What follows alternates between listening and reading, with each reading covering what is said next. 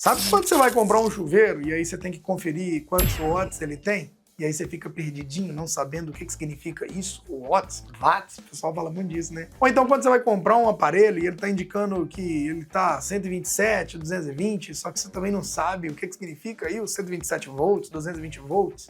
Pois é, meu querido, esse vídeo é para você. Eu tenho certeza que a partir de hoje você vai aprender um pouquinho mais e aí vai acabar com essa insegurança na hora de usar esses termos. Watts, volts, ohms, amperes.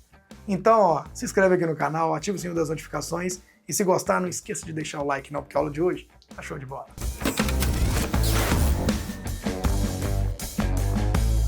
Então, turma, hoje a gente vai aprender um pouquinho mais sobre a famosa lei de Ohm, que é muito, mas muito importante para todos os profissionais da área elétrica, seja eletricista, engenheiro, enfim, todo mundo que gosta de eletricidade precisa saber desses termos. A gente vai falar um pouquinho mais sobre volts, ampere, ohm e watts, tá? Ou muita gente fala de watts também, mais abrasileirado. Para facilitar a nossa aula, a gente vai usar a famosa roda da lei de Ohm, né, que inclusive já apareceu em alguns vídeos aqui no canal outras vezes. Nessa roda nós temos praticamente todas as fórmulas para a gente calcular as grandezas elétricas e também as fórmulas com as suas variações. Então, meus queridos, vamos começar explicando primeiro o que é o volts, né? O volts é uma unidade medida do Sistema Internacional de Unidades, ou apenas SI, né, que representa a tensão elétrica. Presta atenção, é a tensão elétrica. Aqui no Brasil a gente utiliza basicamente duas tensões elétricas aí em residências, que é o 127 volts e o 220 volts, tá? E consultando a roda da lei de Ohm, nós podemos calcular a tensão elétrica de três maneiras. Primeiro, multiplicando a resistência pela corrente, dividindo a potência pela corrente ou fazendo a raiz quadrada da multiplicação entre a potência e a resistência. Vamos a um exemplo aqui, ó. Temos aqui um chuveiro de 5.500 watts de potência e 25 amperes de corrente. Substituindo na fórmula, nós temos aqui os 5.500 dividido por 25 amperes, e aí, logicamente, nós temos aqui 220 volts. E, turma, apesar de ser popular falar aí voltagem, né, o volts, o pessoal vai lá, não, a voltagem do chuveiro, o termo correto é a tensão.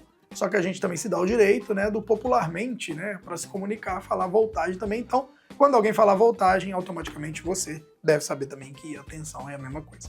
Isso serve também para amperagem. O correto é falar corrente elétrica, né, que também é uma unidade medida aí do sistema internacional.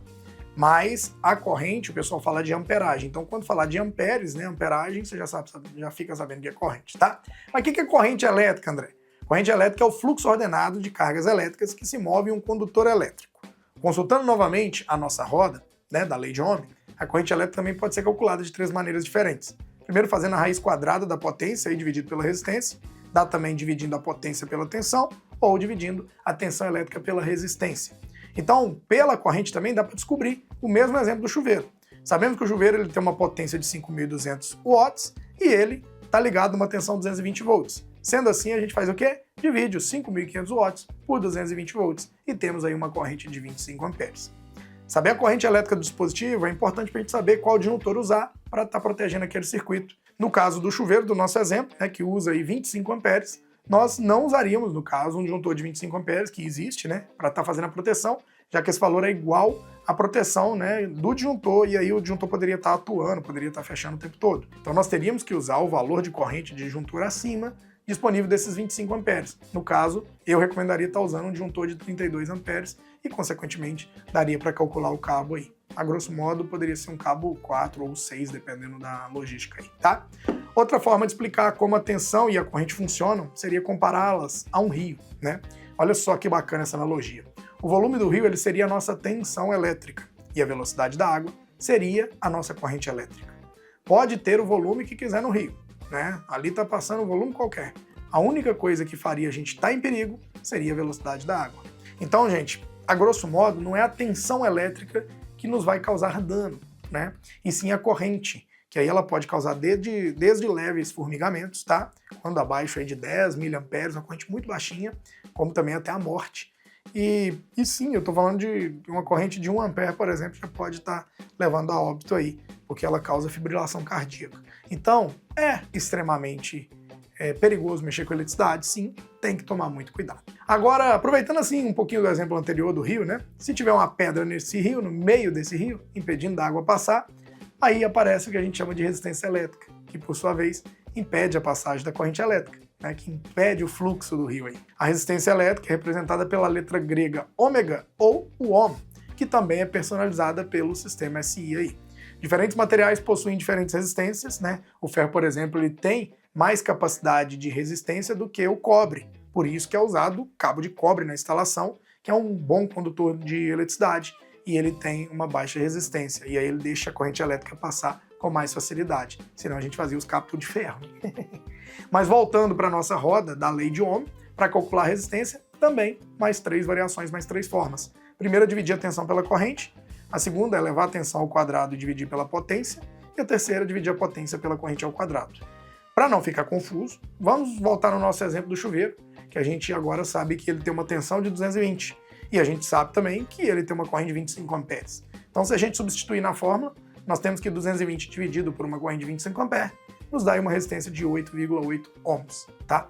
E por fim, né, não menos importante, temos também a grandeza, que é a potência elétrica. E a unidade de potência utilizada é o watt, ou muita gente fala como watts também. Dentro da roda da lei de Ohm, nós podemos calcular de 3 maneiras distintas, que é primeiro dividindo a tensão ao quadrado pela sua resistência, né? A segunda multiplicando a resistência pela corrente elevada ao quadrado, e a terceira multiplicando a tensão pela corrente.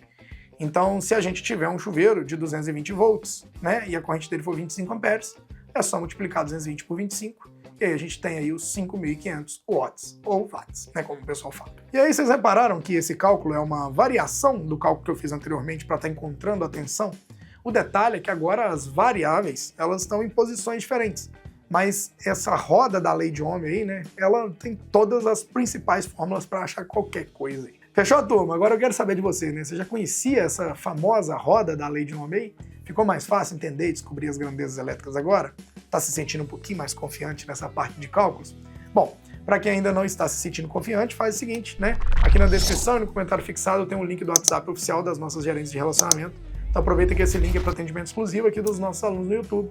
Vai lá, tira todas as suas dúvidas, vem estudar com a gente, vem se tornar um profissional mais seguro, mais confiante e o melhor, certificado pela Engerral, tá bom? Você aprende tudo sobre a lei de Ohm um pouquinho mais, tirando toda a parte prática, né?